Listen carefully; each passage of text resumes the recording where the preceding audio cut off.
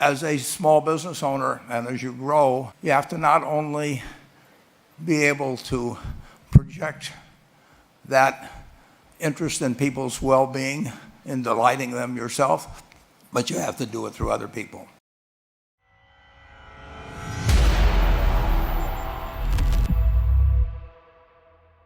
I met a truly remarkable group. Whether it was male, female, Hispanic, African American, whatever it might be, these people had one thing in common. They knew they had it in themselves. They knew they could be something beyond where they were. They were willing to put their time, their energies to better themselves. And behind them, as I saw when I got to the graduation on September 22nd, frequently they had parents who were crying as they received their children received the degrees. They had spouses, they had siblings. It was one of the great experiences of my life. And at that point, I was hooked. So I went to New Orleans, I went to Chicago, I went to Detroit, I went to Cleveland, I went to Baltimore.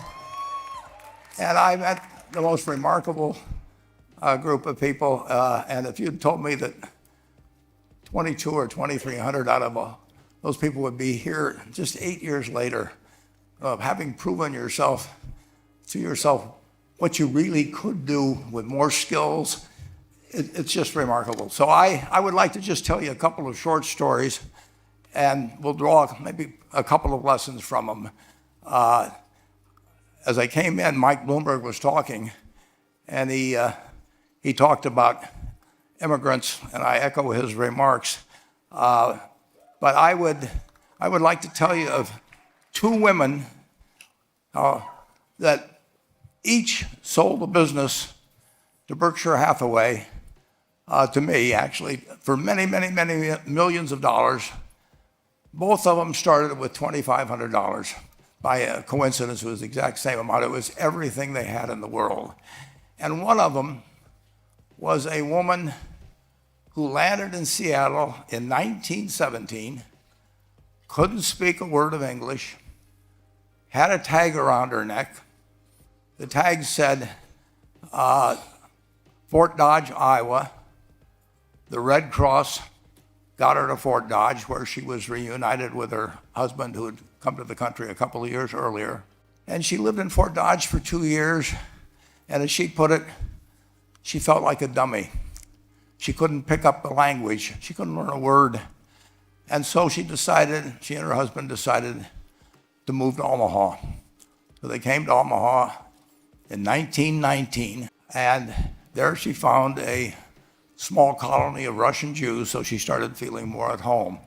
And then as her oldest daughter went to school, she would come home, this daughter, Frances, and she would teach her mother the words she'd learned in school that day. And this woman, Rose Blumpkin, spent 20 years saving money, bringing first her siblings over, her mother and father, $50 at a time. She sold used clothing to do it. She had 4 children during this period. And by 1937, after 20 years, she'd saved $2,500. She went to Chicago and she bought what she could of furniture. Her dream had always been to open a furniture store. And this woman who had never gone to school one day in her life, with $2,500, but with the same spirit that the people in this room had about having a dream and working to accomplish that dream, she built a business which she sold to me in 1983 for $60 million approximately, and which did $1.5 billion worth of business last year. The 4th generation is working in that business. This woman, Rose Blumpkin, she worked for me until she was 103. And then she retired and she died the next year, which is a lesson to all of Berkshire's managers that premature retirement, you can't tell what's going to happen. But Mrs. B, with her $2,500, one further fact about her, she could not read or write. And she went into a furniture business, and she didn't bring anything unique in furniture, but she brought a determination to succeed. She knew she could outwork anyone else. She knew, she cared about her customers. She worked at very low gross margins, but she built this incredible business. And I saw one other woman who did a similar thing with $2,500. I paid her hundreds of millions of dollars for her business. So I decided to go to the source and get these people before, well, I don't want you guys coming around to me asking me hundreds of millions of dollars. I'd like to join in with you much earlier. So I've followed this group, and today I'd like to tell you about one other small business person. This person, I went to buy his business from him, and he turned me down, which was very wise. But this was a fellow who was born about 8 years before I was. He was born in 1922. We'll call him Jack, lived in the Midwest.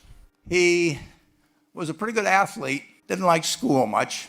And I'm going to tell you one thing early in the story. Maybe you can figure out who the guy was. The company he built hires more college graduates each year than any other company in the United States. And this fellow, who was destined for this but did not know it, Jack, went to college for a year and then dropped out.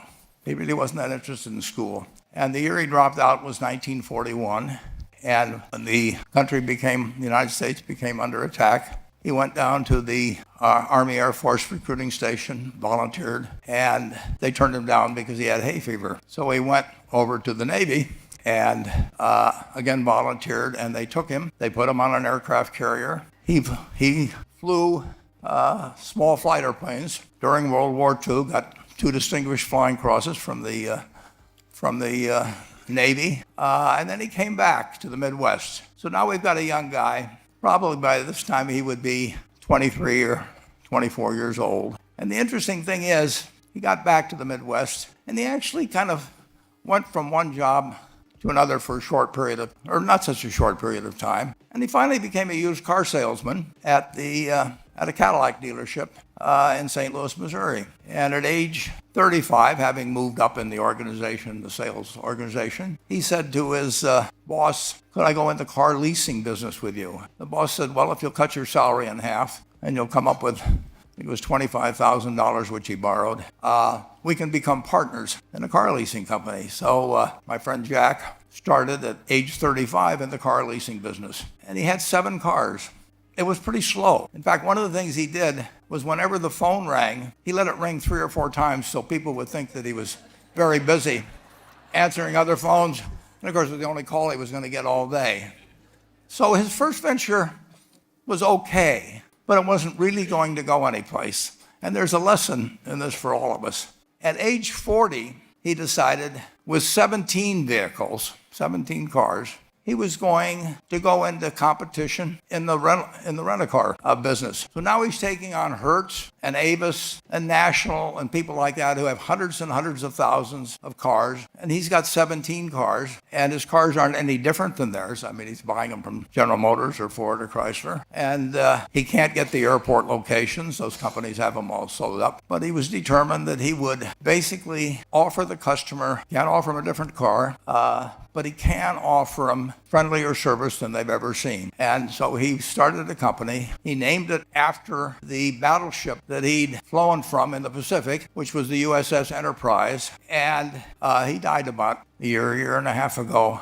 But when he died, his rent-a-car company, starting with those 17 cars, was worth more than Hertz and Avis and all the rest of the rental cars put together.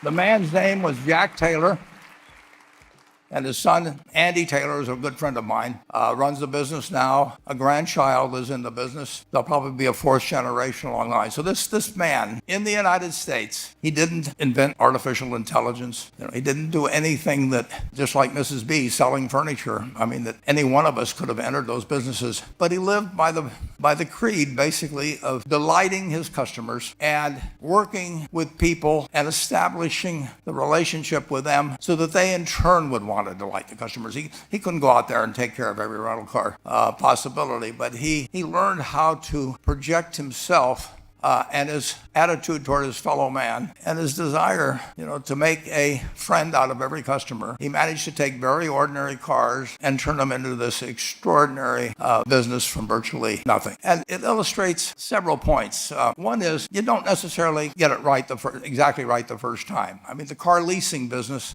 basically you were competing on the cost of money to finance cars. And it's very hard to delight a customer when you just give them the car and tell them to send you a monthly check for 5 years and you'll be back at that time. So his talents were being wasted basically in that business. But at the age of 40, with all of that experience behind him, he found the golden key, and he took a very ordinary business and turned it into an absolutely extraordinary operation. And just like Mrs. B, or Rose Blumpkin did with furniture. And he didn't worry about whether the Federal Reserve was going to tighten or ease. He didn't worry about whether the stock market was up or down yesterday. He didn't worry about the things he couldn't change, but he did focus on the one thing he could change, and that was the customer's experience. And I have seen the one that got away, Enterprise. I went down to Florida and tried to talk him into selling to Berkshire, and he was smart enough not to do it. Probably the value of the company has quadrupled since I made that visit. But he was smart enough to see he would find that business. Henry Ford, as you may know, failed twice before he started the Ford Motor Company in 1903. I mean, the test isn't whether you get the greatest business idea in the world the first time out. The test is whether you keep learning as you go along what your strengths are and what you can do for your customers, what you can bring especially to the party. And to do that, you need the education that I know you've received through 10,000 small businesses, but you need a genuine desire day in, day out to delight the customer. I've never seen a business, and I've seen a lot of businesses, but I've never seen one that delights the customer that doesn't succeed. I mean, what you want is that customer the next day when they think, do I want to rent a car or do I want to buy some furniture? What goes through their mind? It's the place where they've had a great experience. I don't know what I paid for this tie. Actually, probably if somebody gave it to me, but for the purposes of this speech, I will say I have no idea, but or the shirt I'm wearing, but I do know, I will remember how I was treated when I bought it. You long forget about the price, but you never forget whether you had a good experience or a poor experience with the purchase experience. And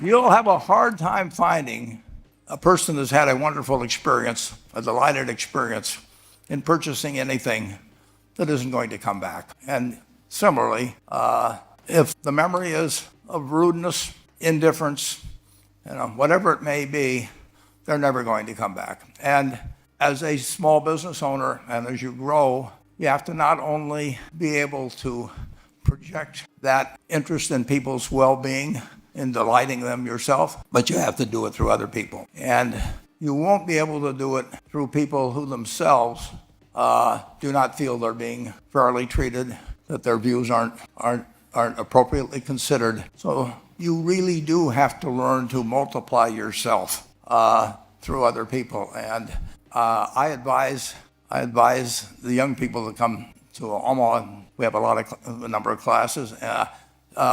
The key is to, certainly in terms of your personal life, the most important decision you'll make is the spouse that most of you will likely have.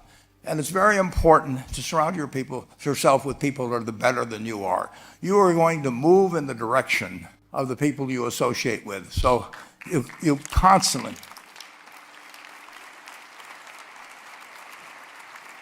I've been enormously lucky in that respect. I mean, I've just had teachers and friends and a spouse that really was a better person than I was, and I had enough sense to learn from these people that life went better if you behave better yourself. It took a while. So I advise you to seek out, as your partner in business, your partner in life, whatever it may be, look for the people that actually are examples to you rather than somebody that you think you need to straighten out yourself. And simple rules like that delighting customers, working through other people, associating with people that will cause you to move in a better path than you might otherwise have. They will take you so far in life that it's hard to believe. I mean, they took Rose Blumpkin without being able to speak a word of English, couldn't read or write, and they took her to what is now a $1.5 billion business. And incidentally, there's been no money put in it since the $2,500. That's been the total capital paid into the Nebraska Furniture Mart. And I think if you looked at Enterprise, I don't know their books the same way, but my guess is that very little equity capital has been added to Enterprise over the years. The business built on itself. So I want to tell you, I admire this group enormously. When I met Dr. Mello's class on September 22nd, 8 years ago, I was thrilled, and I admire people that are doing what you have done. Working hard at your job at the same time. You took on an added, really a lot of hard work to further your skills. 99% graduate. I mean, that's a mind-blowing statistic. And I'm looking at 2,200 people here who I admire. I'm cheering for you, and I can tell you the best is yet to come. Thank you.